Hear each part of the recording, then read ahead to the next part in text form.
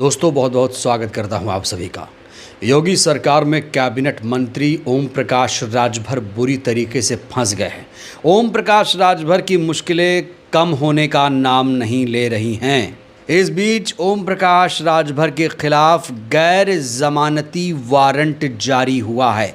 जी हाँ दोस्तों, बिल्कुल सही सुन रहे हैं आप। और उत्तर प्रदेश चुनाव से पहले ओम प्रकाश राजभर के लिए ये किसी झटके से कम नहीं है। इस बीच स्वामी प्रसाद मौर्य भी काफ़ी ज़्यादा एक्टिव हो गए हैं।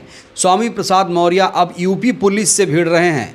उनका एक वीडियो इस समय सोशल मीडिया पर वायरल हो रहा है। मैं आपको वो वीडियो भी दिखाऊंगा, लेकिन सबसे पहले बात होगी प्रोफेसर साहब की। इनको तो आप पहचानते होंगे। इनका नाम है लक्ष्मण यादव। लक्ष्मण यादव इस समय सुर्खियों में हैं। लक्ष्मण यादव ने एक ऐसा बयान दिया जिसके बाद वो बहुजन समाज के तमाम लोगों के निशाने पर आ गए। लक्ष्मण यादव से किसी ने ये उम्मीद नहीं की थी कि लक्ष्मण यादव इस तरीके की बयानबाजी करेंगे। दोस्तों सबसे पहले आप लक्ष्मण यादव का ये बयान सुनिए। के लिए जो पार्टी यूपी में लड़ रही है वो अकेली सपा है। दूसरी पार्टी कहाँ है? बसपा है, असपा है। मैं पूछ रहा हूँ कहाँ है?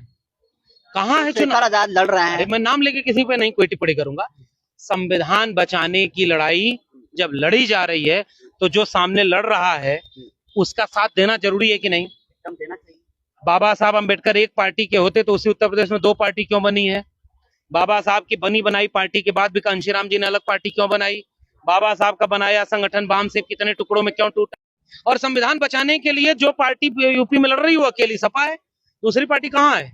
तो लक्ष्मण यादव यहाँ कह रहे हैं कि संविधान बचाने की लड़ाई अगर कोई दिल से लड़ रहा है तो वो हैं सपा प्रमुख अखिलेश यादव और कोई नहीं। पत्रकार वार्ता के दौरान प्रोफेसर लक्ष्मण यादव ने ये बातें कही। उसके बाद इनसे काउंटर सवाल भी पूछे गए कि यूपी में सिर्फ अखिलेश यादव ही संविधान बचाने की लड़ाई लड़ रहे हैं, तो फिर क्या मायावती जी नहीं लड़ रही हैं? क्या चंद्रशेखर आज़ाद नहीं लड़ रहे हैं? जब चंद्रशेखर आज़ाद की बात आई तो उन्होंने कहा कि हम किसी का नाम नहीं लेंगे। लेकिन जो इन्होंने बयान दिया है उसमें तो साफ तौर से यही झलक रहा है कि वो सबको पीछे धकेल रहे हैं, सिर्फ अखिलेश यादव को आगे कर रहे हैं। इसीलिए लक्ष्मण यादव अब सीधे सीधे बहुजन समाज के अम्बेडकरवादियों के निशाने पर आ गए हैं। लक्ष्मण यादव यहाँ सिर्फ अखिलेश यादव की तारीफ कर रहे हैं। कहा जा रहा है कि लक्ष्मण यादव दरअसल राज्यसभा जाना चाहते हैं, इसीलिए वो अलग अलग मंचों पर जब भी मौका मिलता है समाजवादी पार्टी की तारीफ किए बिना नहीं रह पाते हैं। और इस बार उन्होंने फिर से वही किया जो वो अक्सर करते रहते हैं। तो इसमें कोई हैरत की बात नहीं है। प्रोफेसर लक्ष्मण यादव, कहा जा रहा है कि लक्ष्मण यादव इस समय समाजवादी पार्टी के लिए चुनाव प्रचार कर रहे हैं। और कुछ लोग तो ये भी कह रहे हैं कि लक्ष्मण यादव हो सकता है 2027 में चुनाव भी लड़ें। पिछले दिनों खबर ये आई थी कि लक्ष्मण यादव समाजवादी पार्टी की तरफ से राज्यसभा जाएंगे, उन्हें प्रवक्ता भी बनाया जाएगा। तो कुछ पाने के लिए कहा जाता है कुछ खोना पड़ता है, इसीलिए इन्होंने अखिलेश यादव को सबसे बड़ा योद्धा बता दिया। लेकिन ये बयान देकर वो फंस गए, क्योंकि इनका ये जो बयान है विवादित माना जा रहा है। चंद्रशेखर आज़ाद के समर्थक भी इनके बयान से आहत हो गए और बहन जी के समर्थक भी इनके बयान से इत्तेफाक नहीं रखते हैं, क्योंकि लक्ष्मण यादव कभी भी अखिलेश यादव की आलोचना नहीं करते। बहुजन महापुरुषों के नाम पर उत्तर प्रदेश में 9 ज़िले बनाए गए थे। जब 9 ज़िलों के नाम बदले गए थे उस पर कभी भी लक्ष्मण यादव जी ने टिप्पणी नहीं की। और अब अखिलेश यादव को, जो कि लोहियावादी विचारधारा से आते हैं, अब उन्हें संविधान बचाने का सबसे बड़ा हीरो बता रहे हैं। खैर, लक्ष्मण यादव के इस बयान को लेकर आप लोग क्या कहेंगे, आप लोग बताइएगा। अब हम बात करेंगे ओम प्रकाश राजभर की। दोस्तों, ओम प्रकाश राजभर की मुश्किलें थमने का नाम नहीं ले रही हैं। ओम प्रकाश राजभर की एक पार्टी है सुभाषपा। इनके पास 6-7 विधायक भी हैं। 2022 के चुनाव में ये समाजवादी पार्टी के साथ थे और अब ओम प्रकाश राजभर एनडीए का हिस्सा बन चुके हैं। योगी सरकार में कैबिनेट मंत्री हैं। लेकिन आज ओम प्रकाश राजभर को लेकर जो खबर सामने आई है वो ओम प्रकाश राजभर के लिए खतरे की घंटी बताई जा रही है। सबसे पहले दोस्तों ये हेडलाइन देखिए। मंत्री ओम प्रकाश राजभर के खिलाफ एमपी एमएलए कोर्ट ने गैर जमानती वारंट जारी किया है।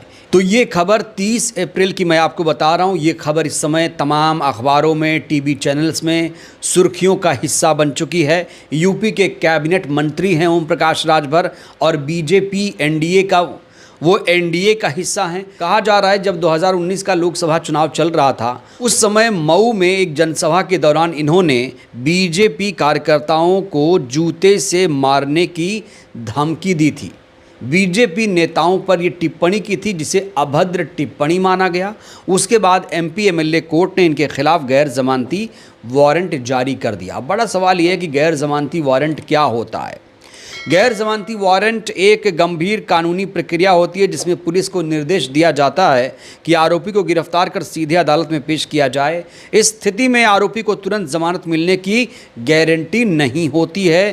कोर्ट के सामने पेश होने के बाद ही आगे की प्रक्रिया तय होती है। तो गैर जमानती वारंट का मतलब है अब ओम प्रकाश राजभर को कोर्ट में हाजिर होना पड़ेगा, कोर्ट में पेश होना पड़ेगा। बिना कोर्ट में पेश हुए उन्हें जमानत नहीं मिल सकती। तो ओम प्रकाश राजभर को हर हाल में कोर्ट में पेश होना पड़ेगा, उसके बाद आगे की राह तय होगी। कहा जा रहा है कि आचार संहिता के मामले में ओम प्रकाश राजभर पहले ही सरेंडर कर चुके हैं।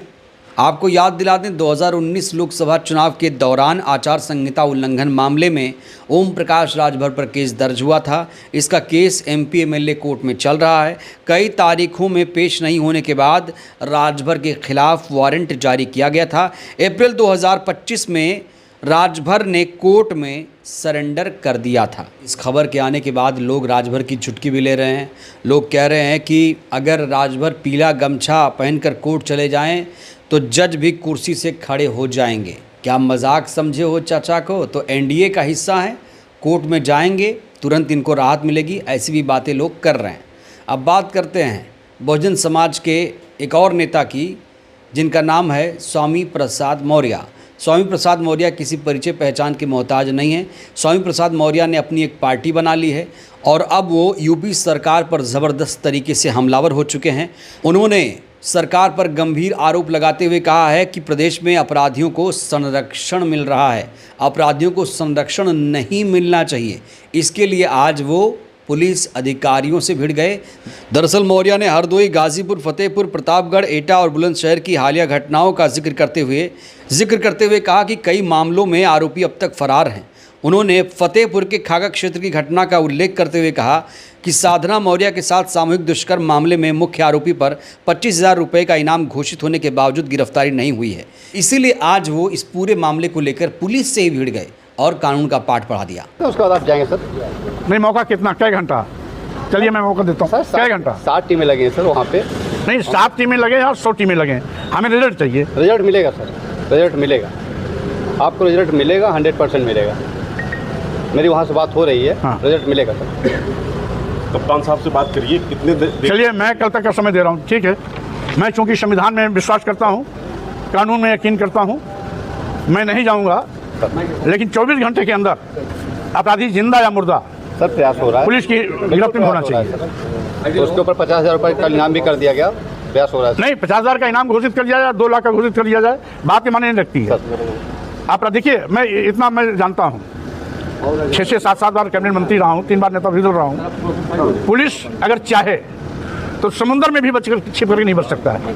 बस सुन सकता है। और अगर अपराधी बचा हुआ है थोड़ा समझ तो या तो पुलिस संरक्षण दे रही है या सरकार संरक्षण दे रही है। नहीं सर, ऐसा नहीं है, हम लोग संरक्षण नहीं देते। कानून का हाथ बहुत मजबूत होता है, मैं इतना जानता हूँ। और कानून अगर चाहे ले उसी कानून के भरोसे तो अपराधी कहीं भी होगा वो जिंदा मुर्दा पुलिस के हाथ लगेगा। लेकिन 4 दिन की घटना हो गए। कल मेरी एसपी फतेहपुर से वार्ता हुई, आज तक मैंने समय दिया था कि तीसरा मुलजिम तत्काल गिरफ्तार होना चाहिए। कर रहे हैं सर, लोग कर रहे हैं, प्रयास कर रहे हैं सर, हो सकता है आज शाम तक हो जाए। चलिए मैं कल तक का समय और देता हूँ, ठीक है। लेकिन मैं बात करता हूँ सर, जो जल्द से जल्द खत्म करें। कल का मतलब कल तक, उसके बाद फिर पूरे प्रदेश में फिर जो होगा फिर देखा जाएगा। बहरहाल दोस्तों, इस वीडियो में इतना ही। लक्ष्मण यादव ने जिस तरीके से बयान दिया है कि संविधान बचाने की लड़ाई सिर्फ अखिलेश यादव लड़ रहे हैं, उनके इस बयान से आप लोग कितना इत्तेफाक रखते हैं? क्या सहमत हैं? और गैर जमानती वारंट जारी होने के बाद अब ओम प्रकाश राजभर का क्या होगा? स्वामी प्रसाद मौर्य को आप लोग कैसा नेता मानते हैं? राय दीजिएगा। धन्यवाद।